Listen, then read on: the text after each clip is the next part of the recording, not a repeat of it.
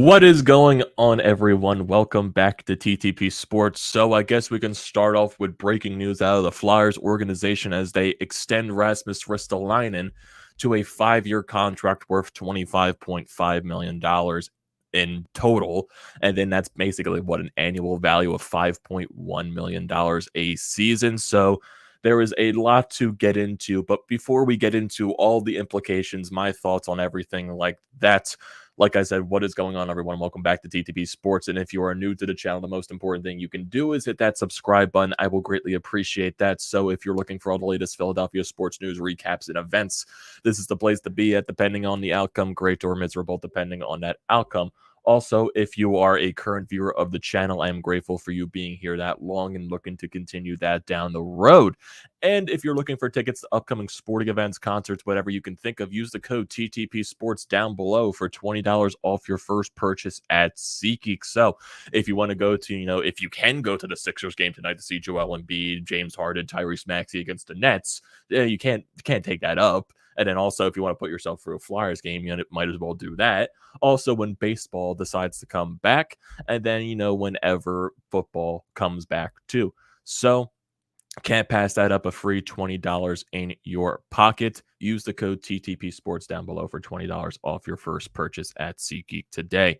So the Flyers re-sign Rasmus Ristolainen. Like I said, 5-year contract, $5.1 million annually. And just instant thoughts on it. I'm very conflicted by the deal in general. Like, it's so tough to get the thoughts out because it's not a terrible deal whatsoever. I'm very surprised that they got him to take at least a pay cut. It's a $300,000 pay cut, so I'm very surprised from that aspect. But I'm just really shocked that they were able to get that pay cut in general. So yeah, it's just I don't know. Like, my entire thoughts on the entire situation is just very, very weird. Like, I don't hate the deal, but I'm also not a fan of it at the same time, just because, just with the way this season has gone and everything like that. So it's a weird process in that general aspect. But like I said, it's really tough to get the thoughts out on here just because of everything that's going down this season. So I'm trying to think of other implications with this deal as well. Like, what does this mean for this Flyers team? Because it's just it's a weird thing. Because yes, the contract's fine. It's not an overpayment. Like, I can understand the implications of getting this deal done because I guess you were worried about you're probably not going to get the same value that you traded for him in last offseason. So Fletcher's worried about that. They don't want to lose Rasmus Ristolainen for nothing after all the stuff that they gave up last offseason as well. So I can understand why you're trying so gun hard to re-sign him and keep him with this team long term. I can completely understand that. And no way in hell this is all Rasmus Ristolainen's fault. Like, he's not nowhere close to all of the problems that have to deal with the Philadelphia Flyers organization right now. Like, he is probably one of the the lesser problems. Like, this team in general as a constructed unit is just bad. It's not just Rasmus Ristolainen that makes this team bad, but it's just that I don't know. I just woke up this morning. I got the text message and I got the updates from everyone. I'm just like, what happened now? What's going on now in Flyers land? Like, what's going to make me annoyed today? But this doesn't fully annoy me. It's just the fact that okay, it was going to be 50-50 regardless of what was going to happen. He was either going to get traded or he was going to get re-signed. So one of the two was going to happen, and they went with the other half. And I know all the other rumors out there about the Jeff Petrie stuff.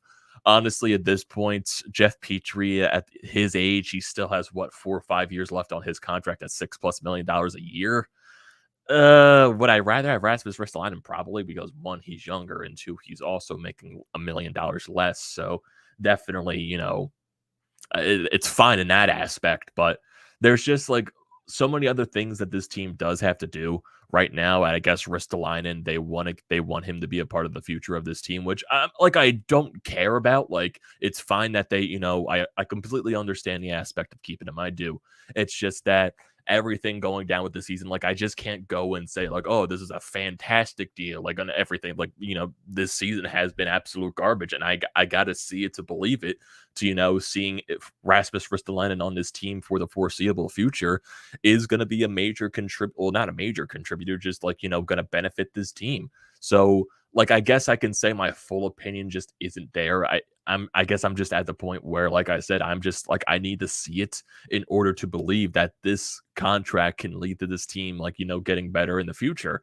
So right now, and also some other implications with this contract, surprisingly, there isn't a no movement clause or any modified whatsoever with this contract. So technically, technically, it is movable if you do eventually have to move on from Erasmus Ristolainen in the future. So there's no implications whatsoever. So there with, no movement clauses or anything. So the contract is technically movable.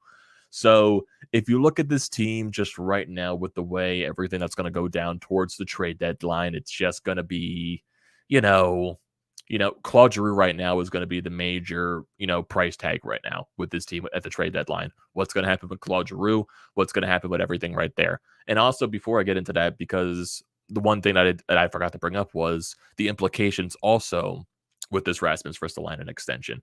Does this make someone, expendable on that blue line? Because does this make a guy like, I know he's been paired with him this entire season, does this make a guy like a Travis Sanheim expendable? And if you move a Travis Sanheim, does that mean Cam York comes up for, I would assume if you're moving Sanheim, that's going to be more of a trade that's done in the offseason. I just feel like that's more of something that's going to happen. But if, say, that makes Sanheim expendable, does that mean Cam York gets the call up for next season and they want a Cam York to play all of next year, which I would expect to happen. I do think Cam York makes the roster for next season to play all year. But like I said, does this make Travis Sanheim expendable, and do they look to move him in the offseason? That's something to think about right there. I know someone on Twitter that I saw brought up this. I also make Provorov expendable. I don't think that's going to be a thing. I know Provorov has been, bad this year, but the entire team has been bad. Like, as much as we harp on Provorov as well, and I have been harping on Provorov for a little bit here as well, but I don't think that makes Provorov expendable either. I think right now the goal is to finally get him paired with Ryan Ellis and have that pairing go for it, just to see how it was, because that pairing at the beginning of the season was playing very well. So there are some things to think about right there, but I do think that makes a Travis Sanheim possibly expendable, just because Sanheim's contract expires after next season, and he is making above $4 million right now. Looking at his contract in general, he makes he makes exactly 4.675. So his contract expires next year. He will be a UFA. So he's going to want at least above $5 million. That's what I would assume. And if you keep Sanheim and you let him go into free agency, or you look at the contract extension or whatever, you can't have 4 defensemen on your blue line making above $5 million. That's just not how it's going to work. You just can't do that. So I do think this makes Sanheim expendable, in my honest opinion. But if we look at just the entire thing, like going back to Claude Giroux, so now with Rasmus Ristolainen tied up in the Flyers books, that means Claude Giroux is basically going to be, even though he was already going to be, Claude Giroux is going to be, the biggest, trade, market thing for the Flyers this offseason. And yes, we still have yet to hear anything on Claude Giroux waiving his no movement clause, but it's probably going to happen. Sorry, I had to sneeze there. That's the thing with these live streams. You can see you could see the mess ups live. You could see the mess ups live. Anyway, we got to pull through. But still, going back to Claude Giroux. So yes, Claude Giroux, biggest trade market piece right now. He still is yet to waive his no movement clause, but it's tough. It really is, because right now, with not moving Ristolainen, now he's part of the team for the foreseeable future, and now you're taking away what you possibly could have got for Ristolainen. Now it probably puts a lot more pressure on Chuck Fletcher to probably get more for a Claude Giroux, don't you think? That's just something, maybe not, but that's something that I'm it's like going through my mind that I'm thinking about right now. And that's just like something like right now, because I was just thinking about this to myself. Oh, if they re-sign Rasmus, they got to get a truckload for Giroux. But we basically just gotta wait and see until what happens because you're gonna be hearing all of these other rumors and everything like that. So it's gonna be a tough thing. It's gonna be a tough couple of weeks right here, just going through the rumors with Claude Giroux and everything like that. So it's gonna be a long couple of weeks. It definitely is. So, yeah, and we got some people right here in the live chat. We got Ryan saying he likes the deal. We got John saying he likes the deal as well. Let's get more boxes checked off and get rolling. It'll be a solid top 4 when healthy from John as well. And then it's way cheaper than having to go trade for Petrie. Yeah, I would agree with that. Yeah, it definitely is cheaper. And Ryan says he likes the money, but he's not big on the 5-year deal. So yeah, there's going to be constant implications. Like, the analytical community is going to hate this deal and they're going to laugh at the Flyers for doing it. Like, like all those Twitter analytical guys. Like, I know, like team analytics, like it goes way deeper than what the guys on Twitter do because Twitter, it feels like they just pick out certain stats and they want to focus on those. Where like team analytics, they focus on like every single aspect. I know like people on Twitter will probably say, "Oh, we focus on every single aspect too," but they also like really nitpick at certain things. So team analytics, I feel like, it goes way deeper than what the guys on Twitter do. Of course, it's going to, but we're just gonna have to wait and see on how this is basically just a prove it to me. Prove it to me that this Rasmus Ristolainen signing can, benefit this team for the foreseeable future and how this is going to benefit this team going into next year. It did sound like that Rasmus wanted to be a Flyer. He wanted to be a Flyer long term. He loves the city. He loves the fan base. So everything right there. So he got resigned. So there's really nothing else we can do there. And basically the rest of this is just waiting to see if, if or when I would assume it's going to happen, Claude Giroux getting traded. I know there's some people that are doubting it right now just because of the way he's like committed to this team. But I feel like at this point, you can't not trade Claude Giroux.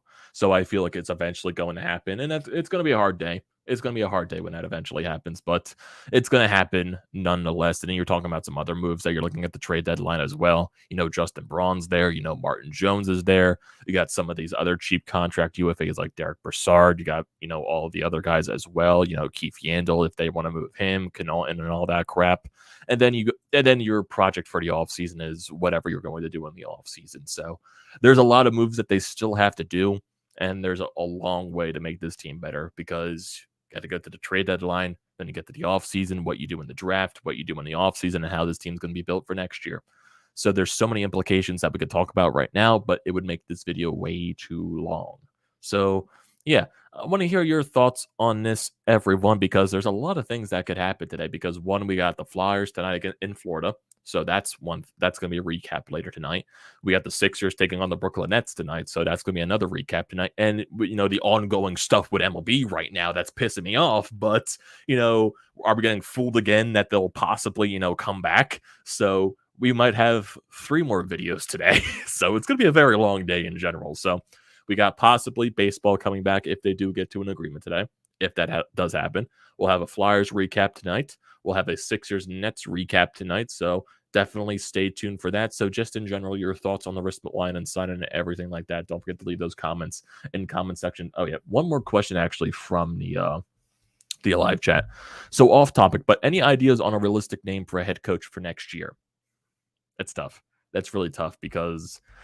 And there really hasn't been any talk. I know, the biggest rumor out there is a Rick Tocchet from what I've heard, but they're really could you go after also a guy like a Tortorella? Is that really something that this team would do or this team would accept? Because, they pushed off Alain Vigneault. Would they really accept a guy like a John Tortorella who is, 10 times, more intense than an Alain Vigneault, 10 times more intense than anyone else in the league? Do you go after a guy like a Claude Julien, or do you go after one of these other guys that are on, the market that are probably not as big of a name? So there's so many other implications, but I'm not sure what they're going to do. I don't know what Chuck Fletcher wants. I don't know what Dave Scott wants. So there's a lot of things that they can go after. I doubt they go the college route. Do they go someone from overseas? I know there's some rumors about one of the a Swedish coach or something like that from one of the SHL or something that he's very highly touted or something like that. I'm not entirely sure, but there are options for this team, but we're just going to have to wait and see until the offseason. It's not going to be Mike Yeo, but even though I do think Mike Yeo sticks around, I don't think he's going to be the head coach long-term for this team. So there's a lot of thoughts and implications right there. But like I said, don't forget to leave those comments in the comment section below. I like to hear those as always. Do not forget to drop a like on this video. Do not forget to check out the Painted Lines, which I'm a part of. Their links are down in the description below. Also, don't forget to check out the links to Broads Media, the Flyer.pod merch website, and also Flyers Nitty Gritty. All that stuff is down in the description below. Do not forget to check those out. And like I said at the beginning of the video, the most important thing you can do is hit that sub button and also use the code TTP Sports down below for $20 off your first purchase at SeatGeek. And I will see you next time, everybody.